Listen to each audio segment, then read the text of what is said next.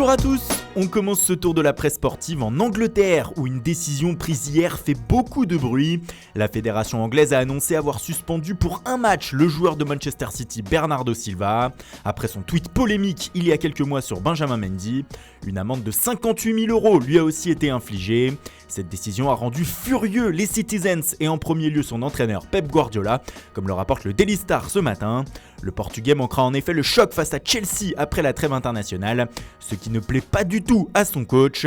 Les champions d'Angleterre ne feront cependant pas appel de peur de voir la sanction augmenter.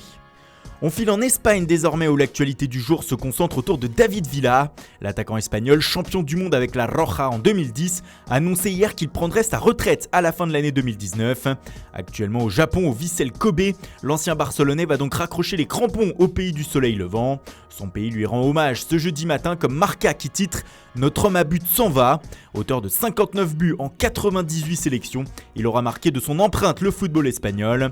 On retrouve aussi Villa en une de Super Déporté. Le quotidien de Valence écrit qu'il sera pour toujours une légende du club tché, là où il a véritablement explosé à la face de l'Europe. Associ a sorti sa plus belle une pour saluer son attaquant. Villa range le fusil, lâche le quotidien, en référence à son sens du but qu'il a toujours accompagné durant de longues saisons. Mais le média espagnol revient aussi sur une autre actualité connue hier. La Ligue espagnole a annoncé l'heure du prochain Classico entre le Barça et le Real, qui a été décalé au mercredi 18 décembre prochain. Le match sera joué à 20h, ce qui a contrarié le club merengue selon le journal. En effet, les hommes de Zinedine Zidane auront 29 heures de moins de récupération que leurs adversaires catalans. Le week-end d'avant, le Barça jouera le samedi à 16h, alors que le Real disputera son match de championnat le dimanche à 21h. On reste en Espagne avec la presse catalane qui ce matin en remet une couche sur le cas Samuel Umtiti. Le défenseur central français est toujours en délicatesse avec son genou et ne peut pas enchaîner les matchs. Sur les 76 rencontres disputées par le Barça depuis 1 an et demi, Big Sam n'en a joué que 17, étant absent sur blessure lors de 37 autres. Les Blaugrana sont donc préoccupés car le champion du monde ne peut pas enchaîner 2 matchs de suite. Du coup, les dirigeants barcelonais se donnent jusqu'à la fin de la saison pour voir si le genou d'Umtiti se remet totalement, ou alors ils chercheront un autre défenseur central l'été prochain.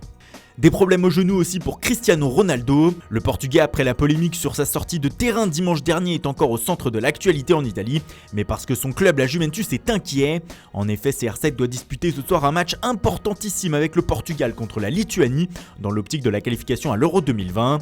Mais comme le rapporte le journal Tuttosport, son genou inquiète son club, malgré les propos rassurants du sélectionneur portugais hier en conférence de presse. Ronaldo devrait bien être titulaire ce soir avec sa sélection. C'est d'ailleurs ce que confirme la Gazzetta dello Sport ce matin qui titre aussi sur l'inquiétude de la Juve. On serait même dans un thriller portugais selon le quotidien concernant son genou. Mais l'autre actualité de ce jeudi en Italie, c'est le retour prochainement annoncé de Zlatan Ibrahimovic en Serie A. Hier, le géant suédois a annoncé sur les réseaux sociaux qu'il quittait la MLS et le club de Los Angeles Galaxy. Un retour en Europe se précise donc, notamment du côté du Milan AC qui est prêt à casser sa tirelire pour l'attirer. Un salaire annuel de 4 millions d'euros financé par les ventes de certains joueurs comme Ricardo Rodriguez, Borini et Kessié est évoqué. De quoi redonner de l'espoir aux fans milanais dans cette mauvaise saison. Et en parlant du Milan d'ailleurs, Tuttosport explique ce matin que les dirigeants du club lombard aimeraient voir revenir Carlo Ancelotti à la tête de l'équipe. En difficulté à Naples, l'Italien aurait des partisans au sein du Milan qui pèseraient actuellement le pour et le contre avant de se lancer à l'offensive. Voilà, c'est tout pour aujourd'hui. Merci pour votre fidélité, bonne journée à tous et rendez-vous dès demain matin pour une nouvelle revue de presse.